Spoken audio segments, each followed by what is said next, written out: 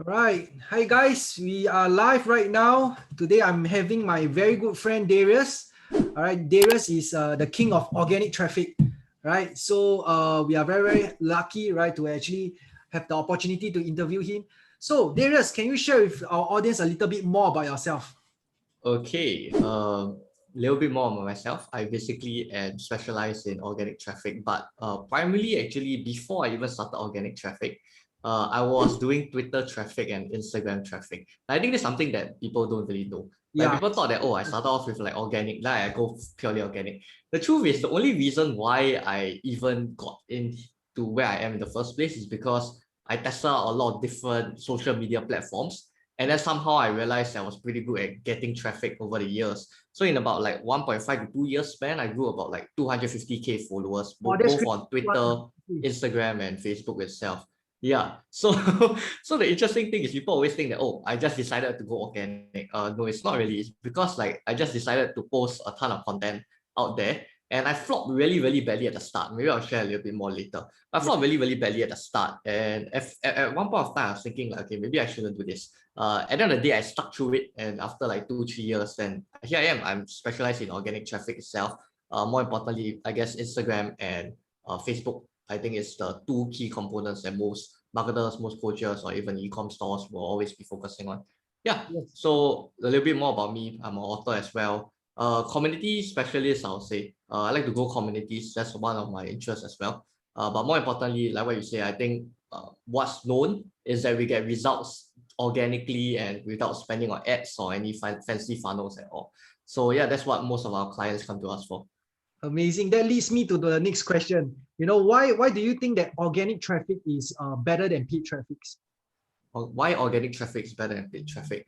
Yeah, I think when I first started, I wanted to do paid traffic. Why? Because I learned from people like Russell Brunson, Peng Joon, and all these other internet marketers out there. Right? Nothing wrong against paid traffic. Like if people were to say like, wow, why they were so against it? It's just that when I started out, okay, I thought to myself, wow, when I started out, I was like 18 or 19. Okay, I left like a training, 8-figure training company to start up my own business. Obviously, that was a very reckless decision, especially at a very young age. And so I didn't really know how to get traffic and all those other things like the essential marketing fundamentals. So I learned from these people by their courses, right? The truth is, at 19 years old, you probably don't earn much. But I started working at a very young age, so I got quite some amount of savings. And so I spent a lot on these courses, like on Russell Brunson, Peng Joon, right? And then they tell us, oh, you know what, you should do paid traffic and then send it to your funnels, right? That's Yeah. normally what most marketers will tell you. Then I was thinking, shit, I really spend most of my cash on the courses. How am I gonna spend? How am I gonna spend on ads? Yeah. Yeah, I was just looking at my savings. I was thinking, wow, if I really spend so much on the course, how the hell am I gonna spend on the on Facebook ads or even Instagram ads? Then the worst thing is you have to split test and you have to test them, right? Then I was like, shit, I don't have enough money. Because for my first year of business, I can remember I earned like $0. Like I couldn't get any client. I was busy cold emailing, cold calling. I did everything. Like I pretty much was like cold emailing, like I think 30, 40 people every single week. Okay. And then I get some replies, but then I couldn't close jack shit because my offer was bad as well. Yeah, but bad marketing as well. So I dive into this whole world of organic, not because I wanted to, but because I didn't really have a choice. Wow. when I look at the amount that I have, I was like, shit, I cannot do paid traffic. So I thought, you know what? I gotta be very resourceful Yes. with the scarce resources that I have. So a lot of times people always say that, oh, I don't really have much resources and this and things like that. I think those are just like in a way excuses that you place for yourself to not do what you're supposed to be doing. If let's say you can't do paid, then do organic, right? And if you can't do organic, I mean, that means you're probably not an action taker. Yeah, because organic is literally free. Yes. So I dive into this whole world of organic because I wanted to be more resourceful with the limited resources I had. And so I went into organic itself. That's how I started into it. Now you talk about why organic is better than paid traffic. Now I'm not going to say why organic is better than paid traffic. I think both are great. At the same time, in the long future, organic is definitely, I would say, a better source than paid overall. Why? I think when it comes to paid ads, right, you can look at Facebook, look at Instagram, they're increasing their cost per impression, cost per lead. And basically every single year, right, they increase again, and it's not by like 10, 20%. It's like 50%, 60, 70. It's like damn high, crazy amount of percentage that they increase, which is mad, right? And so advertisers always have to get very innovative with like where they market on. Previously, like last time the hype was like, oh, PPC, and after Facebook ads, and then now YouTube ads, right? And then the next thing is like, where are you gonna jump to next, right? So one thing I always fear when it comes to ads, right, is that it's very volatile. It's like you're always reliant on something that you have no change or control for, because Facebook can literally just say, oh, let's increase the price. And really, everyone all have to suck time and just do it. And then the thing is, like, it's not just from Facebook. If you look at the recent changes in the iOS, right, all the marketers all went ape shit because like, all their costs increased that high. Like even some of my clients was complaining like, wow, the ad costs like increased so much that they don't use Facebook ads anymore. They have to find a different alternative. So you think about it, if like your main traffic source is all the one on Facebook, you have to completely like divert and pivot and change to a different method. And if every few years you have to keep changing, my concern also is like, how do you build mastery in one area if you have to constantly change? Technically, whatever skill that you're building on, it's not really very long term, right? It's not something that you can be used like 10 years, 20 years down the road and you can continue doing it, right? If you think about it, like some of the organic strategies, like things like even SEO, but SEO is like, at the end of the day, sure, it gets more competitive, but it still works in a way that if you rank for a keyword, then you get traffic. It still works in that same way, right? And everyone all uses Google. And so at the end of the day, organic is a lot more sustainable in the long run, and you don't build a skill up and then later realize, oh shit, what you do now is actually to dump this whole skill away and learn a new skill, right? Because people from Facebook have to totally switch to like some other ads, like or YouTube ads, right? And then after YouTube ads, what's gonna happen next? I don't even know which other social media platform. If everyone increase their price, right, then where are we gonna go to, right? And at one point of time, right, all the ads costs will be so high that everyone just has to suck thumb or they don't do ads at all. And then what I'll see is that there'll probably be an incoming wave of people who are going to be on organic. So it's either you start now or you start later and you pay later as well. Yeah. So to me, I think it's good if you use paid ads if you want to. I feel that organic is just a foundation for you to start on.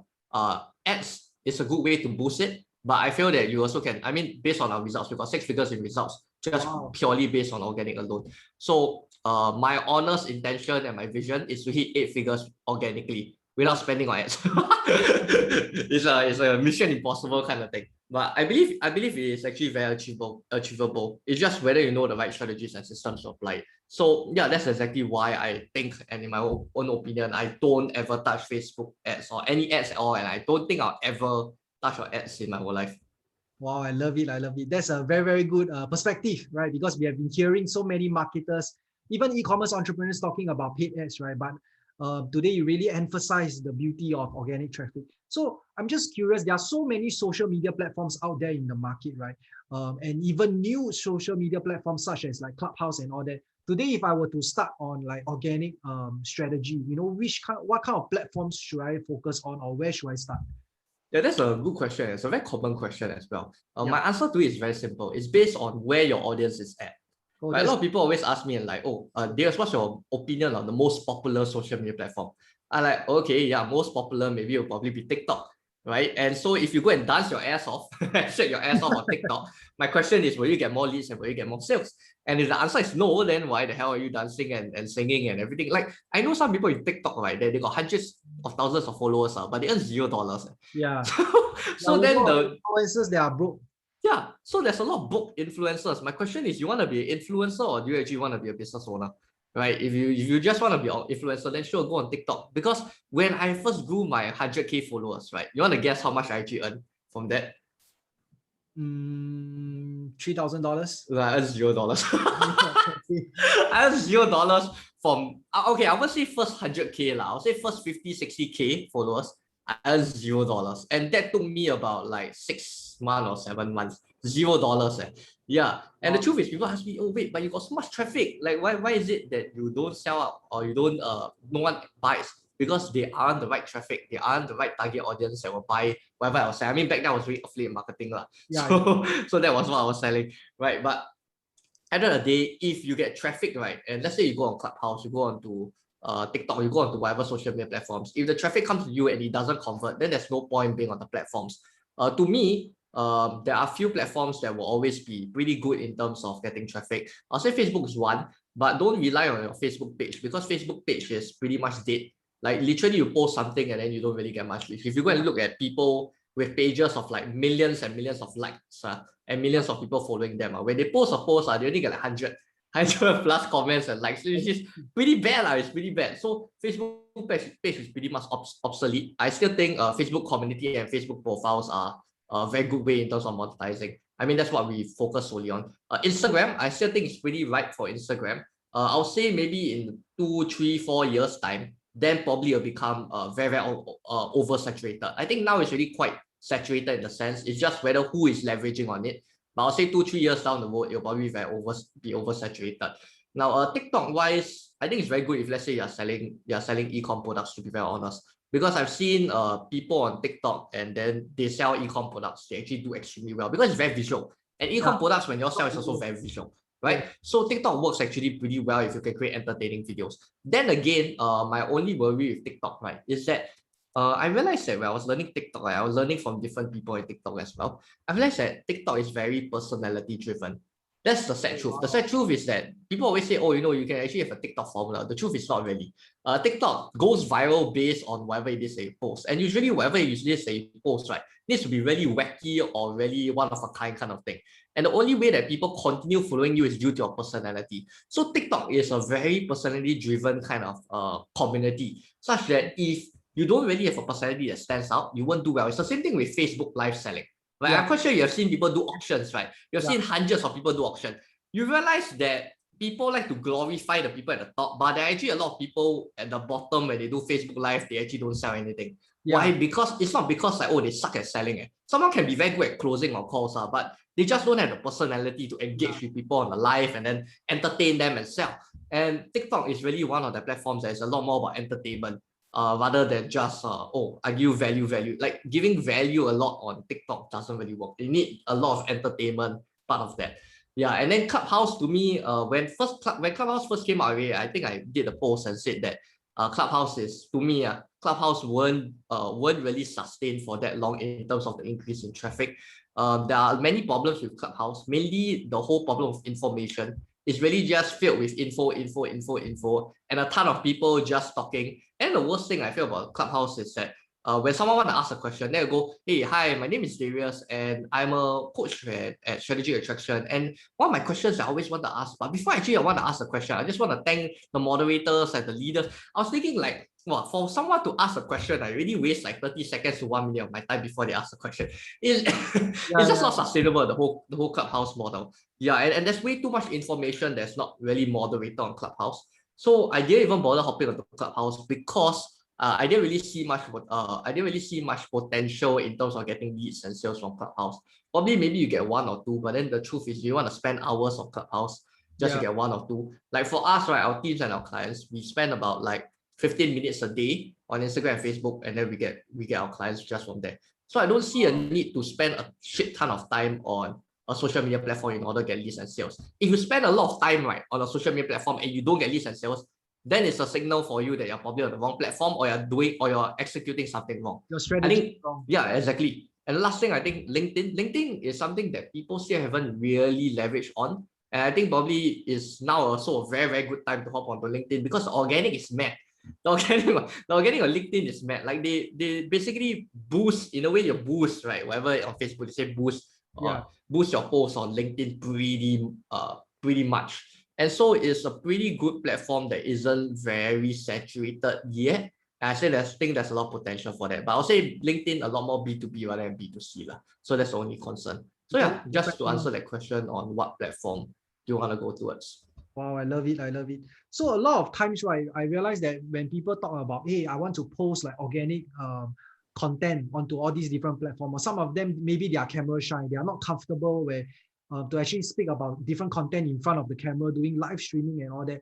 So a lot of them, they have this mindset issue. What kind of advice would you give to this group of people? Yeah, I think that's one of the most common objections I also get from people. Usually it's like, oh, I don't want to show my face. I don't want to show this. I don't want to show that. To be very honest, right? If you don't want to show your face, you can don't show your face at the start. Now, there will come a point of time where you will probably have to show your face in order for people to be interested in what you do and interested to work with you. Because at the end of the day, if I ask you to pay like 1K or 2K to someone, right, then you don't even know who the hell it is, will you pay? You wouldn't. So if you really want to sustain the business, then the ultimate choice is really to go in front and then to start showing who you are and what you actually do, and showing people that, hey, I actually exist, right? Because if people don't even know you exist, then how the hell are people going to even like you in the first place?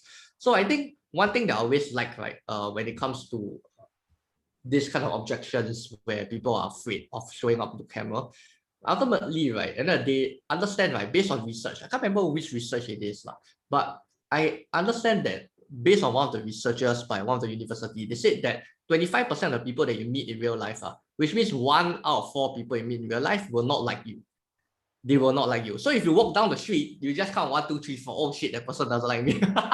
But you think about it, you walk down the street and then think about, oh shit, that person doesn't like me, that person doesn't like me. Probably not, right? You just walk down the street and then mind your own business and just continue walking down, right? But the fact is, 25% of people won't actually like us for no reason at all. Yeah, so even if you don't show, or you show, people still don't like you. So even if you show your face, just understand that 25% of the people don't like you. You don't show your face, 25% of people still don't like you. Either way, you still have around the same percentage of people that don't like you. So then the question now is, do you want to get more leads and sales, or do you want to just be in the zone where you get even worse? People don't like you, plus you get no leads and sales. So might as well you just get the 25% of people who don't like you, and you get leads and sales. But more importantly, I'll say is focus on the 75% of the people they are serving. I think people tend to get too held up about critics and naysayers of the 25% of people who don't like them. Because my accounts are, I think, like example, one of my accounts 110K followers, right? On a daily basis, I get hate messages. I kill not. Oh, really? Yeah. I kill not. On a daily, when you have very high traffic, it's very normal for you to get hate messages or hate comments. Like I literally got people like scold like the most profanities in one message I've ever seen in my life. And when I first saw it, right, actually, when I first saw it, I think I was quite new to social media. So when I first saw it, I think I was like 20K or 30K followers. I was actually quite affected by it. I was like, shit, why is it that like this guy like don't like my content? Like, cause this guy straight up just say, hey, I don't like my content. Right? And one way to look at it is, okay, this guy's a hater. Now, another way to look at it is, oh shit, this guy doesn't like my content. So why is it that he doesn't like my content? Now, there are two different kinds of, I would say, critics. Right? One is really the constructive critic. The other is like the destructive critic, where the destructive critic has no reason to really help you. They just want to destroy you. But the constructive critic will just tell you like, hey, you know what? I think your content, like, you shouldn't be posting this kind. Maybe you can look at posting another kind of content. And so when I saw that message, I was like, wow, shit, I got hurt. I was thinking like, wow, I thought I was doing quite well. And then after this guy say, hey, my content sucks. So then I went to ask him, right, like, so why do you think, what do you think my content sucks, or what do you not like about it? And after he started explaining, like, if you're talking about, because back then I was posting more of like social media marketing kind of things, and he was saying like, oh, you should post more how to rather than more of the what, because I post too much what. And then I was like, wow, okay, that's pretty interesting. Because when you meet people like that, right, you can go either way, right? You can be destructive critics, or you can be constructive critics. Because when he first said it, I was like, wow, this probably is a destructive critic. I see it so straightforward. Your content sucks. You just DM me and then you say your content sucks. I think, where did this even come from? Yeah. Right? And but then I took the time to actually go and I literally just sent a message. I'm sorry to hear that. I just want to know like exactly why is it that you think that it sucks, and so that we can improve our page itself. And then he sent this one whole long message. Wow. Today, until this day, I still remember like him sending this one whole message. I was like, wow, shit, like this guy actually took time and the effort to even reply and tell me how I can do better. I was like, shit, thank you for sharing with me your opinions on that. Then again, there are these destructive critics, maybe part of the 25% will hate you for no reason. And then they understand that if you choose to focus on the 25%, you are doing a huge disservice to the 75%. Yes. You're doing a huge disservice to the 75%. So I'd rather you focus on the 75% and serve them to your highest capability, rather than you focus on 25%, try to make them like you. Because then you're spending time on the wrong kind of people that can really push forward if you try to help them out. So that's my take on critics and naysayers in social media world. Wow, I love it. It's all the all these hard truths that we actually been through along the way. Even for myself, I also received like some hate comments here and there, but it's just like of course initially I'm also affected, but after a while I also choose to focus on those that really like my content and also like our products and our services. So if a lot of my students, let's say if, for example, if they were to start like organic traffic today, right, where is a good place to actually look for ideas in terms of good content? Okay, in terms of, okay, so this is pretty tricky, I would say, with this question itself. It's a good question nonetheless. It's just a bit tricky because it's very platform dependent. For example, on Facebook, you realize that maybe videos, sure, videos most likely will be viral videos. Those kind of like, those kind of very nonsense videos that people share. Yeah, maybe those that will do well, right? Those kind of comedy nonsense kind of video that will do well. At the same time, I understand that if you go and look at on Instagram itself, you realize the content on Instagram that will do well for business will be very different from Facebook itself. And that's why you'll see some companies itself, they do better on Instagram rather than Facebook, and some of them do better at Facebook rather than Instagram. But for example, if you're e-commerce, then obviously you're probably going to be landing more towards Instagram itself because it's a lot more visual. You can share through your videos, you can share through your stories on your products itself. Now, doing that on Facebook, I'm not sure if anyone will actually share a product on Facebook itself. Now, for me, let's say for the people I serve, which is coaches, consultants, right, and educators as well. Like these people, either way, they try from both platforms, whether it's Instagram or Facebook, because our target audience is both on Facebook or Instagram. Now, with the kind of content on both of these platforms, it's very platform dependent. You realize that with Facebook, right, especially the title of your content itself, of the copy, right, already needs to catch the attention of people. At the same time, when it comes to Instagram, it's not so much of the first line that catch people attention, right? Why is it that catch people attention? It's the photo, right? It's a photo or the video that you post. And because Instagram has that prerequisite, if you want to post, you must post a photo or video. You can't just post like Facebook, which is just a status update or caption. Yeah. So when you talk about ideas itself, I'll say, first of all, it's about getting inspired by thought leaders in your industry. At the same time, it's not about copying them or whatever copy it is that they use. I think a lot of people tend to copy whatever thought leaders do on the platform, and then they wonder why it doesn't work. Now, here's the reason why it doesn't work if you copy thought leaders, right? I'm going to show you the process of how you want to go about creating content as well. So when it comes to looking at thought leaders and looking at their copy, right, understand that they're probably at stage like, maybe they're stage like 50, level 50. Okay, and maybe now you're only at level 10.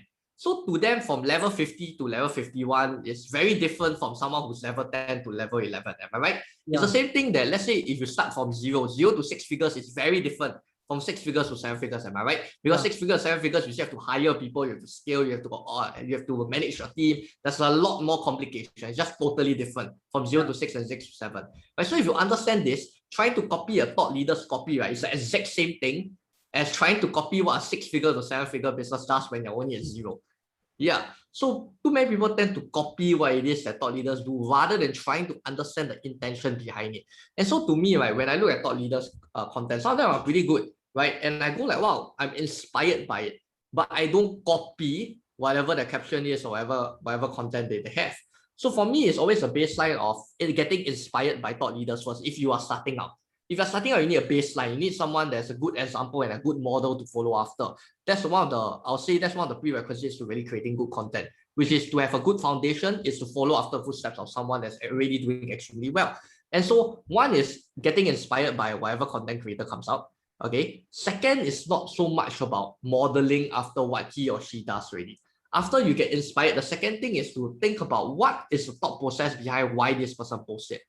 But I think too many people don't critically think about why that person posts that particular thing. People just think about, oh, this is great, it's great, so I'm just gonna do something similar. And you don't understand the meta processes behind it. I mean, we call this meta learning. Meta learning is primarily just asking yourself why someone does something. And it's understanding the thought process behind why someone created a content. And so once you understand the thought process behind someone created content, then you can use that kind of thought process and think in terms of your own context. For example, maybe I'll give you an example. For example, let's say I look at content and I feel like, wow, this is very inspirational. And then I start thinking, okay, so why did this person post this particular thing? Then I say, oh, maybe it's because of the context right now. The context right now is like iOS is 14 or 15, I can't remember. iOS 14 or 15, the whole update just came out. And that's why he decided to use that trend to talk about their whole ads thing and talk about the power of ads. And I was like, oh shit, that's a pretty good point to take note. Right. At the same time, let's say if I look at that content, right, and then I only look at that content like 4 or 5 months later, then it's not so relevant anymore. Yes. Right. But the thing is, people tend to just look at it and then, oh, you know what? It's pretty good. It's still viral, right? I'm gonna take and post. then it's not exactly in the right context, Even right? So understanding the thought process is the form of creating the context of the kind of content that you want to create out. wow. Yeah, so do you have a question? Yeah, I think one of the key point that you mentioned is that sometimes certain content they are also very time sensitive, which a lot of people didn't take note. That's a very, very good point over there.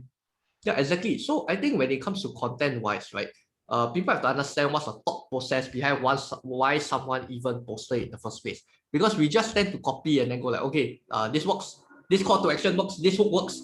Let's just tweak the words, take out the words of the hook, and then put in my own words, and then it work. And then you wonder why it doesn't work. Maybe it's because of industry as well. Right? What works for e-commerce might not will probably not work in terms of coaches and consultants industry. Yeah, that's for sure. Yeah. Right. So understanding the context is extremely important. Now, after you have gone through inspiration, you've gone through the context, which is understanding a thought process. That is when you should start experimenting by creating. That's when you should start experimenting by creating. And once you start creating, that's when you start getting feedback from people about whether it's good, whether it's not. One of the easiest way to get feedback is through whatever the engagement is. Like if the engagement is low, then obviously you know that the content needs work. If the engagement is high, then obviously you know that. I mean, logically speaking, then you'll know that it works. Okay, so one of the easiest way, right, to go about content, right, is to look at it very objectively. Because too many people, right, will tend to come to me and then say, hey, I thought this content is good, then it doesn't do well. Then like, I don't really care what you feel or what you think. I care about what your audience think. Honest truth. My honest truth is I always tell people, like, I think you care too much about what you think when you have to understand that the content is for serving your audience, not serving you. But most people are creating content based on what they like rather than what their audience will like. And so that's why I say like some of the smartest content creators out there, right? Even though maybe it's not something that they want to post, they post for their audience and it works. Why? Because their audience is the one that's supporting them and paying them. I think people don't understand that your followers are gonna become your prospects and they're gonna be the one paying you. And so understand that their feedback is much more important than whatever that you feel and you think. Now, I'm not saying that I'm not trying to downgrade your worth or your self-esteem or your value. I'm just saying that when we create content, we're doing it for the people. Too many people take it for granted that, I'm creating content, I'm a good content creator. No, you're just creating content for the audience itself. Your value of your content is not based on yourself, but the value is actually measured from your audience itself. So to me, I always look at it very objectively. I see the comments, I see the likes, I see the engagement, and I go, okay, this is a good content. If I don't see the likes and comments, as much as I tell myself, oh, this is a good content, it just means it's not structured right. In fact, there's one of my clients, right, who has like about 15K followers, 16K followers. And so he was telling me, wow, this post, like I took I think really very long, a few hours to create this one post. Like, wow, a few hours actually a lot of effort, right? Yeah. So he created this post, took a few hours to create. And he really bombed a lot of value in it. He bombed a crap ton of value. Like, when I look at it, I was like, bro, this is like a damn good content. Like to me, it was a damn good content. But then the structure and everything was off. The hook was off. The value, the positioning and the sequence of the content that was structured was just very off. And so if I were to reposition it again, it will probably work. But in that scenario, it's probably one of the content that didn't really get him much engagement, even though it was dropping like really great stuff. Like it's it's a crap ton of value. One of the most valuable posts I actually seen in that year itself. So when I look at it, I go like, okay, this is valuable. At the same time, it just didn't catch the attention of the audience. And so understand that there's a few intricate parts when it comes to your content itself. One part is in terms of the hook. The second part is in terms of the story that you tell. Last part is talking about the solution and the problem that you're solving and the solution that you give to them. And you end off with a call to action. So it's a very simple way of structuring your content. Now, there are many different ways, or I'll say a few different ways that we have tested and it's proven to work. Because we've tested this with over like 1,000 plus content. Till date, we have probably hit, I think, maybe 1.5K worth of content.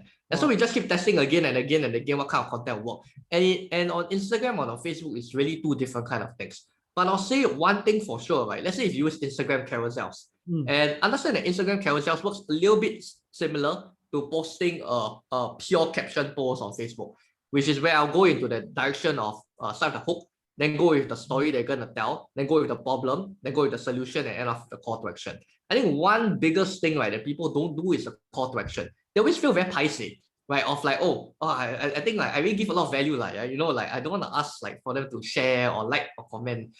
But the truth is, if you don't get them to like, don't get them to comment, then the algorithm is not going to work for you. which means that even though your content is freaking good, you end up asking yourself, hey, why I never like get much share? Like I thought my content so good that I thought people would share. See, when you are expecting people to share without telling them that you would like them to share, then you're probably not gonna get what you want.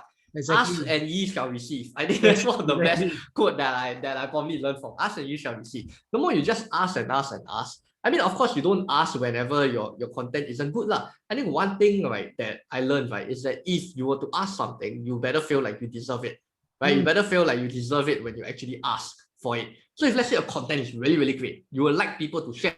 Just ask them, hey, if you think that this content is great, do share it so that other people can receive and benefit from this type of content.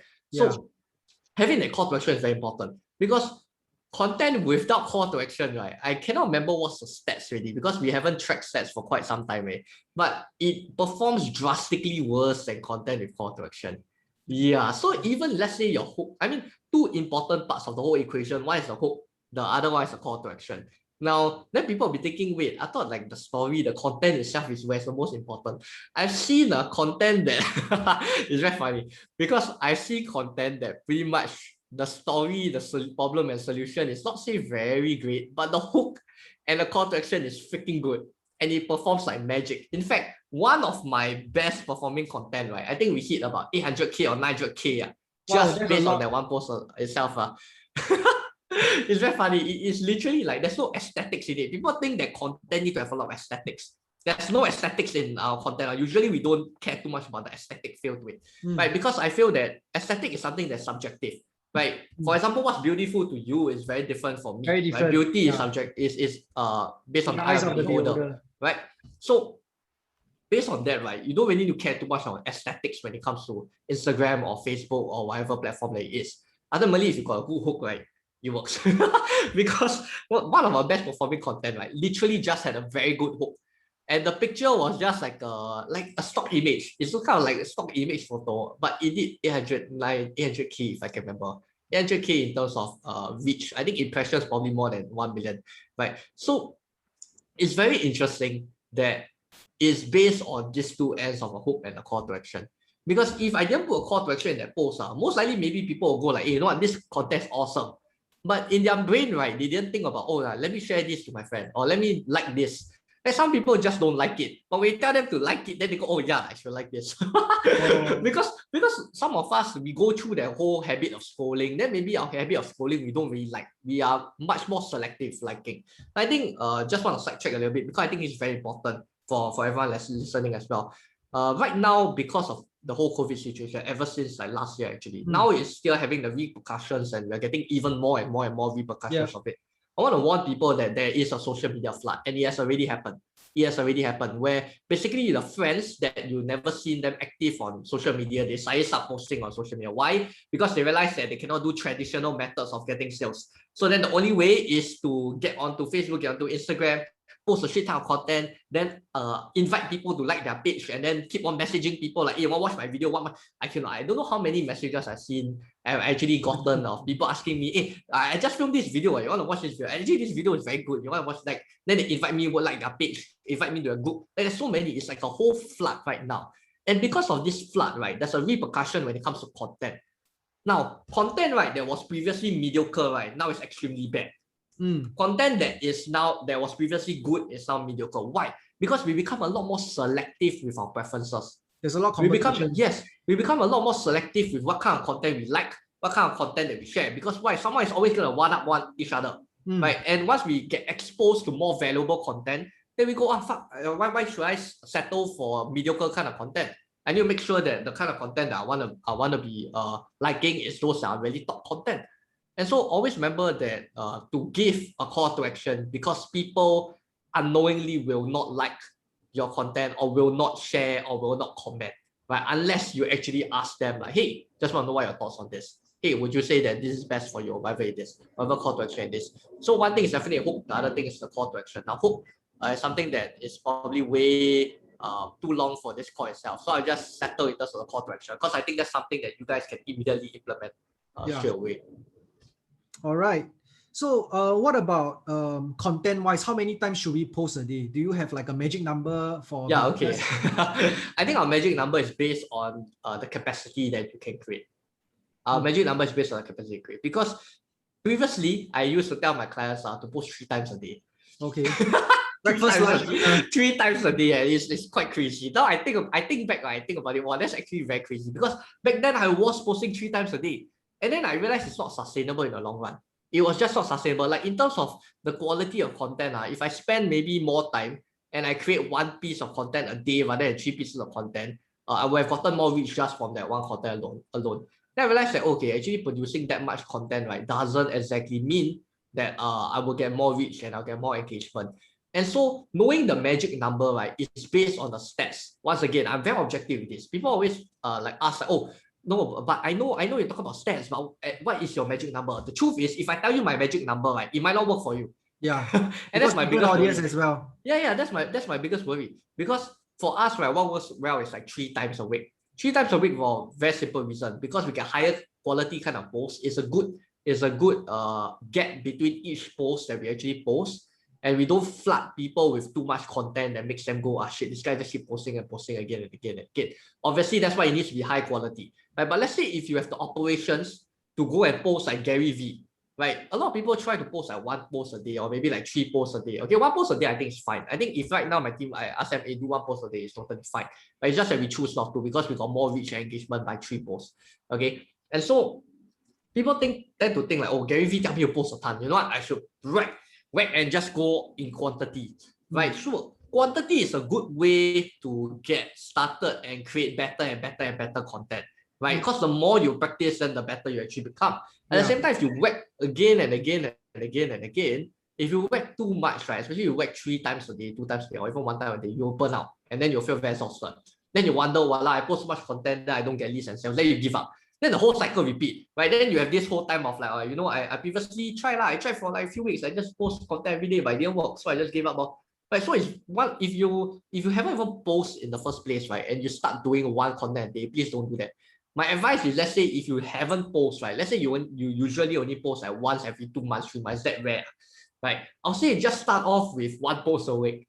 Start with 1 post a week, and then gradually increase to 2 posts, 3 posts, 4 posts, 5 posts, 6 posts, 7 posts. Now, when I talk about 3 posts, that's in terms of Instagram.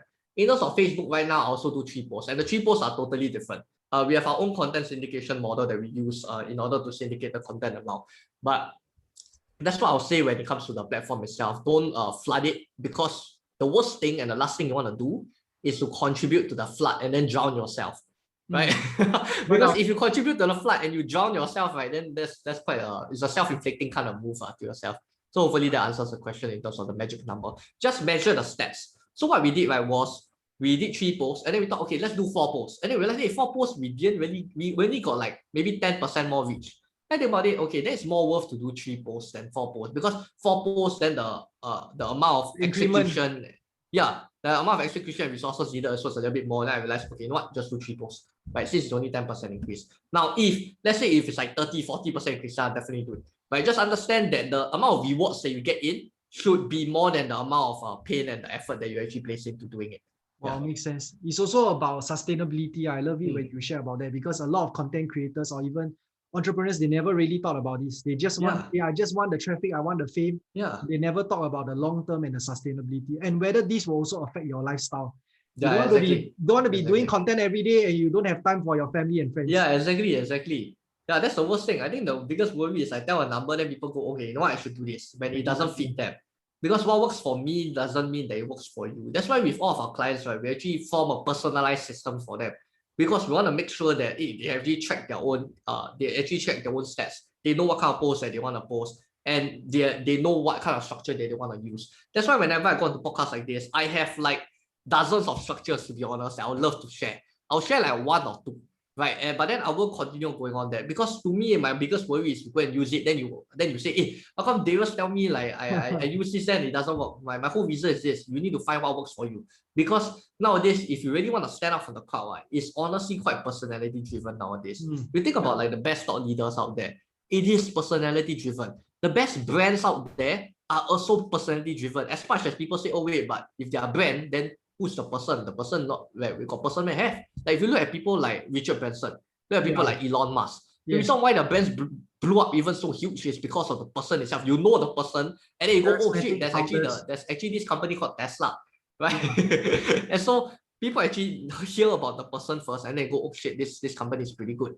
So understand that nowadays it's getting more personality driven. Why? Because there's too much noise in the crowd. When there's too much noise in the crowd, we relate better to other human beings rather than to brands.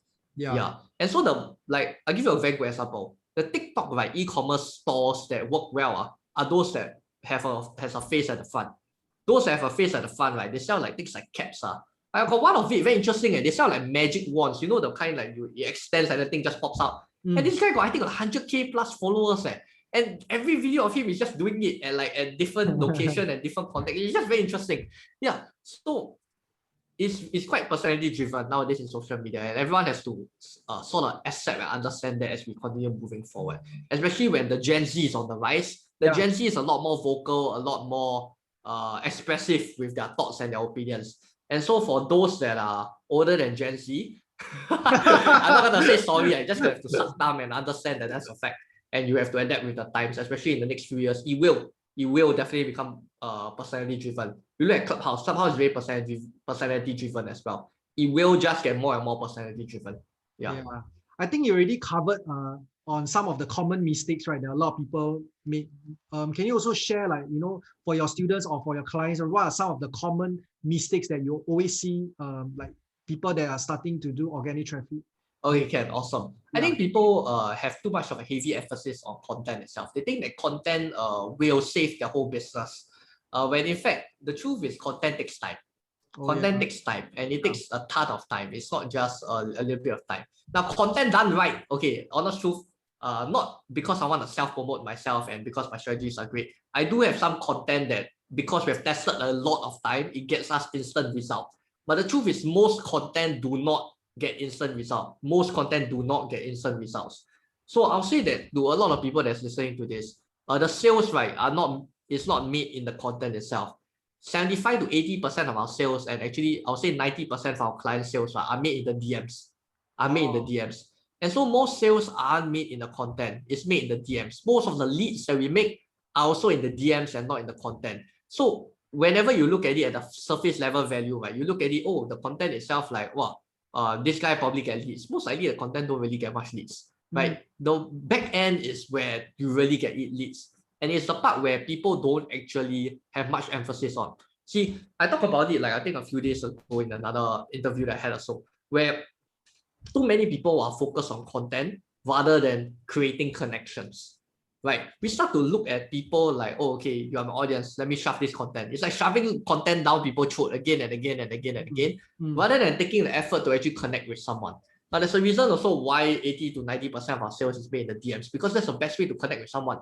That's where you truly understand, oh, what's this person facing, what's the problem he has, what's the problem that he actually wants, but how can I help this person? Right? I don't care whether is it your coach, consultant, or whatever service that you actually be doing. Right? Either way, the sale is made in the DM. And we've done this in terms, we've tested this in the speaking industry, coaching industry, consulting industry. In consulting, I mean financial consulting as well, right? And education industry as well. Most of the sales is based made on the DMs. Why? Because people need to feel a connection with the person that they're buying. Because we're all cooped up at home, right? And we don't even have someone to talk to. And so when someone starts talking to us, like, yeah, that's great.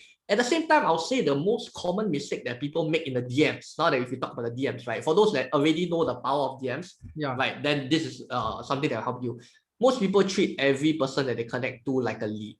That is the number one problem when it comes to DMs nowadays. I don't know how many people, right, they have texted me asking me to join their group, asking me to do this, do that. When I haven't even gotten much value from them, or I haven't gotten anything from them, and the first thing that they did was just ask. And then I go like, okay, think about how many messages I'm also getting. And the truth is, it's not like I have a lot of friends. So I can imagine those people who have like 3,000, 4,000, 5,000 friends. Wow, how many messages are they getting a day? Now, then there are those kind of very, I'll say conversation starters that also don't work well, which I'll ask people to avoid fully. One of the worst conversation starters to me is asking someone, how's your day? Okay, and I'm not sure, have you received messages like that? Have, right? And that will actually have a red flag.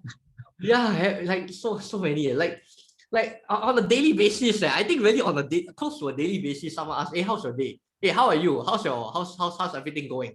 Like, and I go like, what the hell? Like, and I immediately know what's coming. Why? because there isn't any intention in the message itself. Like think about it, who goes up randomly to a person? Okay, just think of DMs like someone on the street. Just imagine we are all at like we're all walking down the street, and then I suddenly reach out to Jonathan while he's walking down the other way. I say, hey, how's your day? Right, Jonathan will be like, what the hell? Like, I know where you. did this ever come from? Right, then you'll think I'm a weirdo, right? And then you'll probably like ignore and walk away. Right, so same thing when it comes to DMs. Asking how's your day, how's everything going, is not a good conversation starter. Okay, it just makes me want to block you, and it makes me feel very wary of what kind of hidden intentions you have. Now, when I make a connection on Facebook or Instagram, whenever I send out my first message, I always tell them what's my intention of asking a question. And if I ask a question, I always tell them what's my intention. For example, I ask like, oh, I just want to know like, how can I help you? How can I support you better in terms of whether is it attracting prospects, or is it nurturing prospects, or is it converting prospects on Instagram, Facebook? Now, the reason I'm asking this is because I want to send you some personalized resources that might help you out. Wow, that's a very good way. Yeah, exactly. So the truth is, you always have to go in with giving them value. And even let's say, right, if you were to ask someone, let's say you want to ask someone something, tell them what's your intention of asking. If you don't voice out your intention, then here's They'll what's make gonna up the happen. intention. Yeah, they will make up the intention. Exactly. Yeah. That's you got it right. They will make up the intention if you don't tell the intention, because they'll be very wary of like, oh, okay, this guy suddenly just asked me like, how's my day? This is gold. Right, either probably selling me an insurance policy or selling some estate or something. It's confirm gonna be selling me something.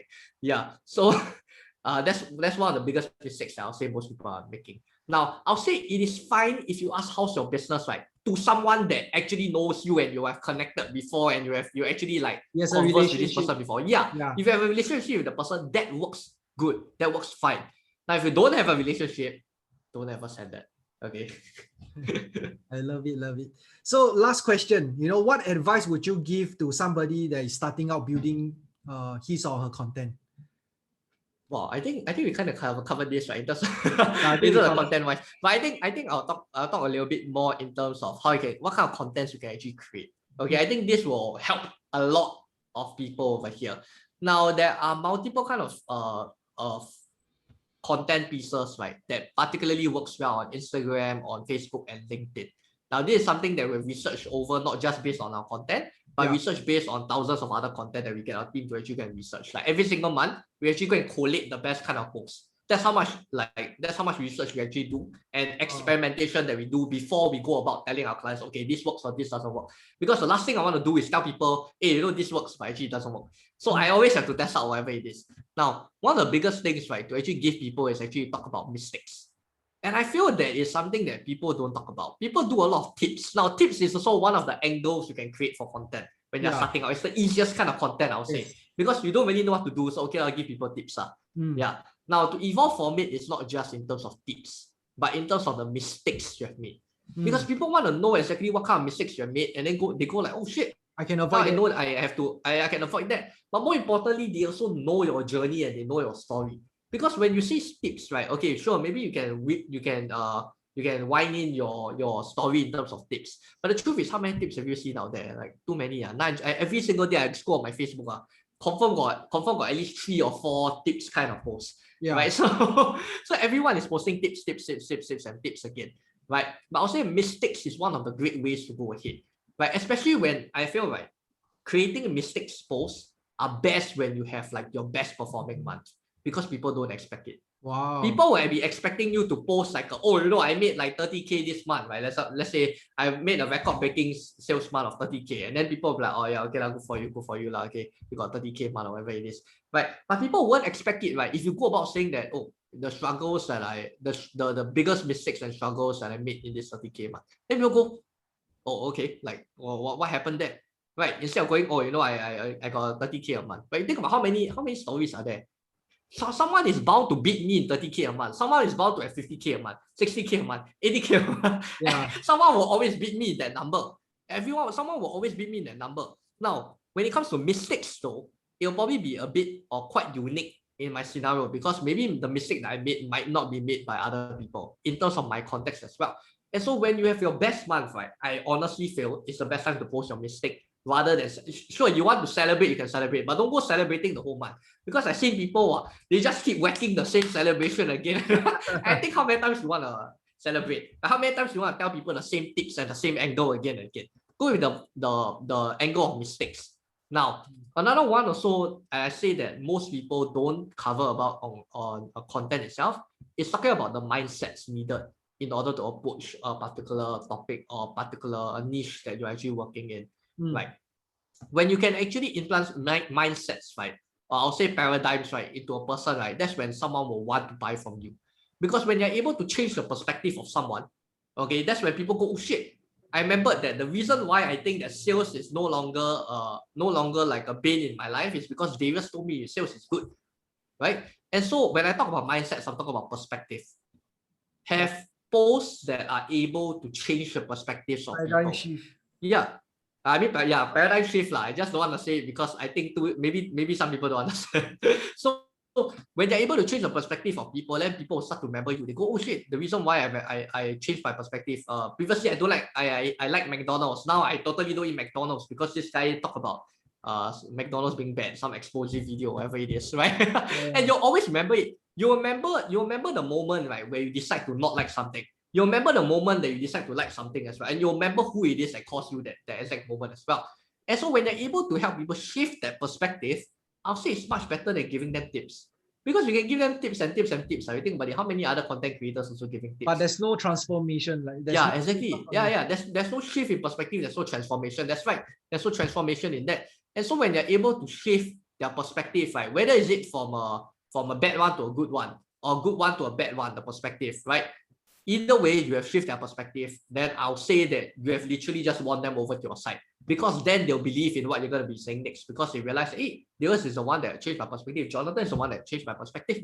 Yeah. And so that's also one way to go in terms of changing perspective. Yeah. So hopefully, like I think these 3 types of content probably will be a good starter for people who are looking into creating content. Now, if you're at the start, I'll say just take tips, then go with mistakes, then go with changing your perspective. I mean, there's also more up the ladder. But I'll say that I think most people don't even talk about changing your perspective. So if you can do it, go ahead and do it. I think today's session is super useful. So for those of you that really enjoy this content and you like to follow Darius, right, I'll actually put the link below. All right, so you can actually follow him on Instagram. So applying what we have learned. All right, so here's my call to action for those of you that actually like my like this content and like to see more interviews like this, right? You can actually click on the subscribe button to actually subscribe to my YouTube channel. All right, so every day we will be doing a lot of new interviews and content like this to actually help you to grow and scale your e-commerce business. All right, so once again, thank you, Darius, for coming for this show. Thanks for having me on the show. Thank you so much. Bye bye. Bye bye. Bye bye.